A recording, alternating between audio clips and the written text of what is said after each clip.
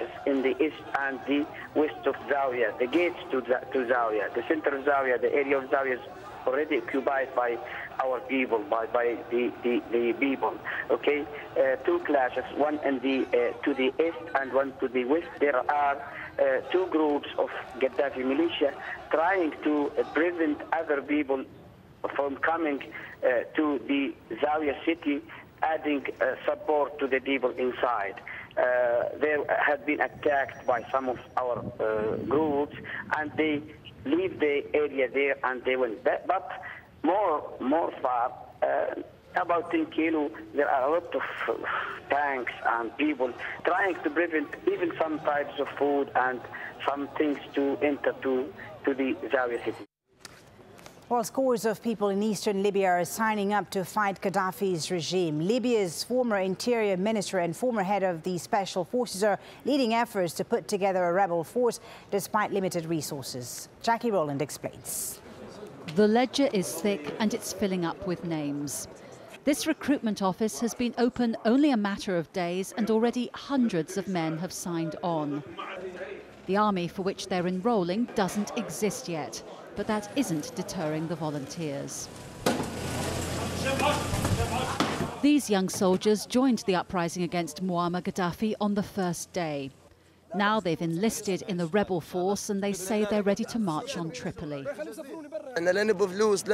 We don't want money or cars or anything. We want to protect the country and its people.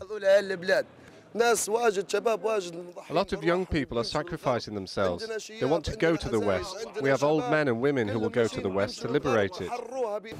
So there's no shortage of volunteers, no shortage of patriotism and revolutionary zeal.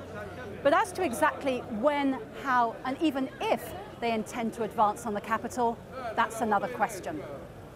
The anti-Gaddafi forces say their first task is to defend the east of the country, what they call Free Libya.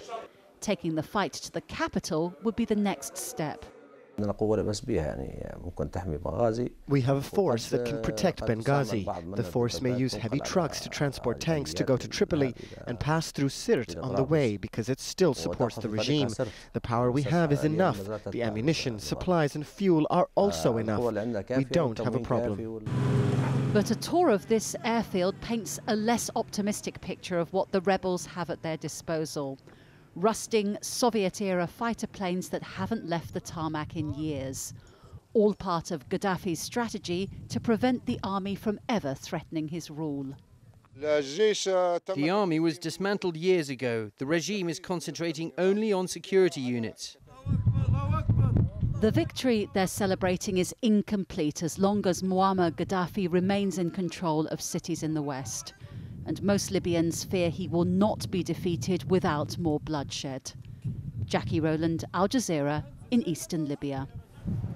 Meanwhile, the head of the World Food Programme is heading to the Tunisian-Libyan border to assess the needs of the people who are fleeing Gaddafi's regime. The WFP is among the international groups and countries contributing aid to the Libyan cause.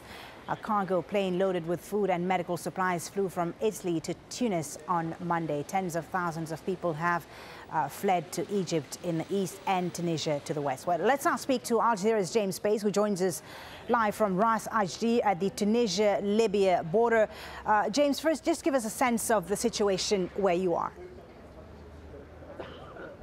Well, there still are thousands of people here waiting to move. This has become a transit camp, many at the border, which now come 5 kilometers from the border, which is a sort of staging area. We've seen some people getting on buses again from here to head towards a new Egyptian ship that is arriving soon at a port that's about 65 kilometers away from here. Let me show you the scene here, Folly. You've got the people here waiting. Behind them, the field hospital. Now, in that field hospital, no one with any battle or war injuries. Most of the people there suffering from dehydration, being treated by the Tunisian doctors, who are also treating people for stress. And you can see the people here who are camping out, most of them Egyptians, most of them have been here for days. Slowly they are moving, but the problem that the Tunisian authorities face is that every time they move people from this staging area, more arrive through the border. That flow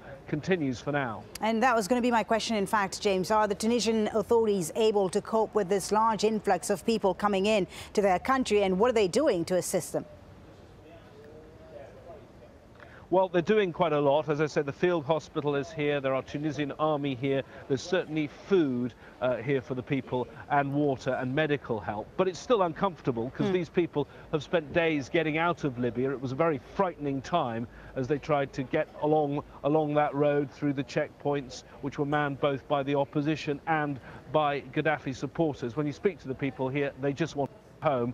More help coming in the shape, as you say, of the World Food Programme and other agencies that are coming here. And I think this is a problem that will be solved in the coming days, but most unpleasant for those, mainly Egyptians, but other nationalities that are camped here for now at the border.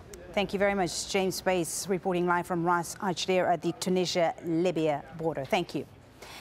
Now, the UN General Assembly is due to follow up recommendations for suspending Libya's membership later on Tuesday. The UN Human Rights Council meeting on Monday unanimously condemned the Libyan government's brutal crackdown on its people. The Libyan unrest is likely to dominate the second day of the meeting in Geneva.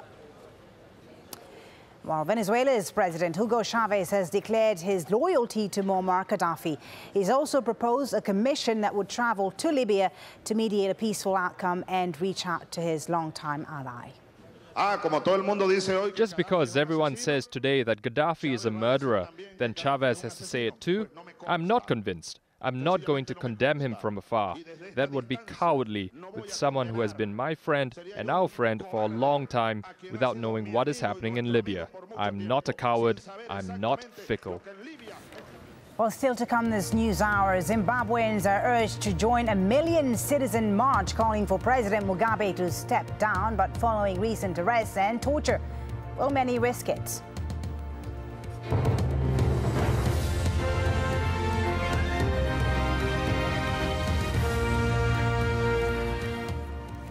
Now, the news, there's been more violence in Yemen. One person has reportedly been killed in fighting in the town of Laji in the south of the country.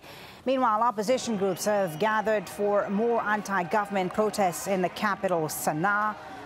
Government forces have been trying to block protesters from entering the capital. President Ali Abdullah Saleh said on Monday he plans to announce a new national unity government. Let's speak to Mohammed Al-Kaji, who joins us now from Sana'a. He's the Yemen correspondent for the Abu Dhabi-based The National newspaper. Thank you very much for speaking to AlJazeera. I understand that you were on the streets of Sana'a earlier, witnessing the protest there. What is the mood like among the protesters after all these concessions made by President Saleh in the recent days?